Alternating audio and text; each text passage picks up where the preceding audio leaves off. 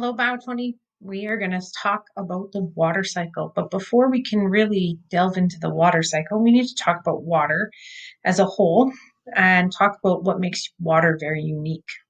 In your notes, you have a little box that says properties of water. So as we go through, I'll tell you which ones to write down and which ones you need to record in your notes. So you already have this one written for you, and it says water, or essentially the properties of water, have hydrogen bonding and polarity, which essentially means that the oxygen in the and the hydrogens, when they bond, they're not a perfect straight line. So it kind of, if you look here, is kind of a bent molecule, which means this is one end of water here, and this is the other end of water. And what that does is creates a slightly positive end and a slightly negative end. So when water meets up together, the negative and positive ends are attracted to each other. So this actually has a huge important role in the ability of water to dissolve and move materials around. And it's one of the reasons we consider water a universal solvent. So you already have that one kind of written for you, so you don't need to record it. Another really key one that falls with the polarity is this idea that water has high melting points and boiling points relative to most other chemicals. Okay, this explains why most of the water found on Earth is found as a liquid, and that's because it takes a really long time to heat it up to make it boil and to cool it down to freeze. When it's a liquid, it's able to dissolve and transport a lot more than, let's say, as ice or as water vapor. So again, that's how polarity is really important. It's used for a dissolving agent, as well as why high melting points and boiling points are important. You don't need to write those in though. One of the things that's really cool about water, or what I think is really cool about water, is it's less dense as a solid than it is a liquid. So that's why icebergs float in water. It's because as a solid, it's actually less dense. So what you see on the top, the iceberg there, obviously, there's more below, but that's just because it can float through the water. Now, the reason this happens is it's actually really, really important for aquatic organisms to survive during the cold months because they still need nutrients within that system. So one of the things you're going to write down is that water is most dense at 4 degrees Celsius. This is important for oxygen and nutrient cycling. What it means is that water is the heaviest when it gets warmer. So it'll drop to the bottom if something is ice covered. I think the South Saskatchewan River or any body of water near us currently.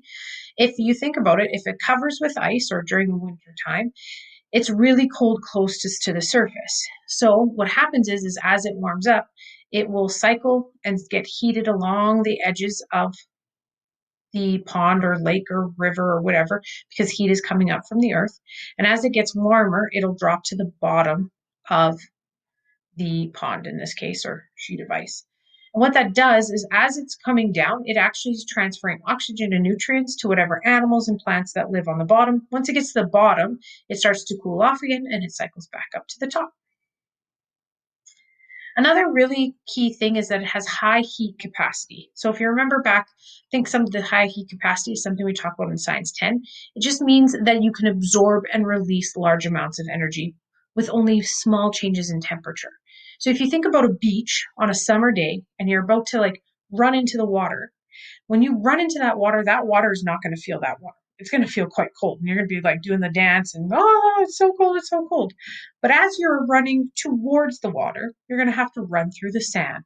And the one thing that's always really hard is when you're running through sand, how hot it is on your feet. It burns your feet. Sand has a low heat capacity. What it means is it can't absorb a lot of the sun's energy before it heats up significantly. Okay, so when you have a hot day, sand will be really hot because it has a low heat capacity. But water, on the other hand, has a very high heat capacity, meaning the sun can beat down on it and beat down on it, and it's not going to heat up very much. It's just going to have a small change in its temperature. And this is really important because we're made out of water. And if water boiled quickly or changed temperatures really quick, we wouldn't be able to maintain our body temperature properly because water is a key part to that as it circulates through our blood. It's also very important for other organisms that live in bodies of water. Okay, so this means that bodies of water and ecosystems have moderating effects on the climate because if water heats up too much or cools off too much, it's going to have massive effects on the ecosystems all around it. So that's another one. Water has high heat capacity. Another two, which are really important, is cohesion and adhesion. So water is really attracted to water. That's the whole idea by that polarity, positive and negative ends. But because they're so attracted to each other, it creates something that we call surface tension on water, which is cohesion. So things like the water strider bug or the penny experiment, which I'll show you guys in a bit, shows that water can actually stick to each other and create this dome shape over a glass or create surface tension.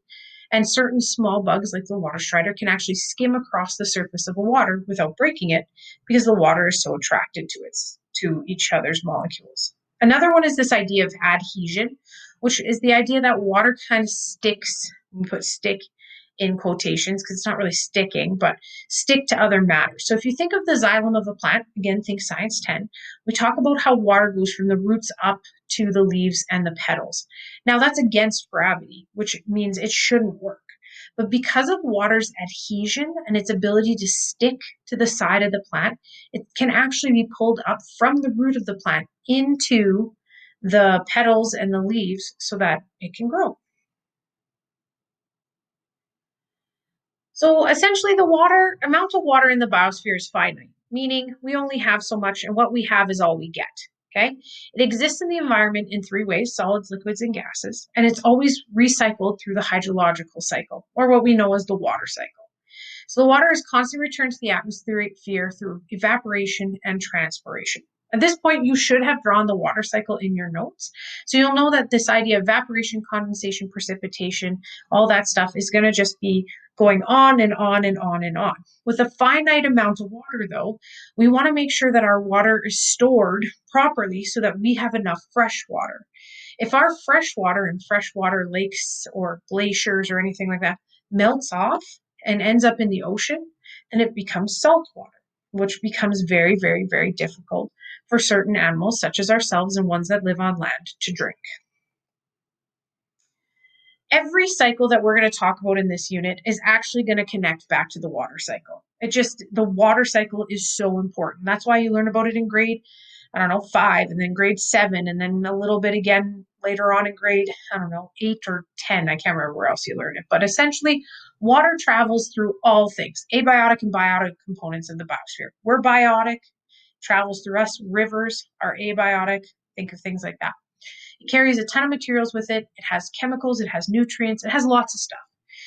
So when we look at the cycles as we go through, I want you to have this filled out so that you can see how the connection of the water cycle is pretty big. So at the very top is precipitation, so essentially water returning to Earth.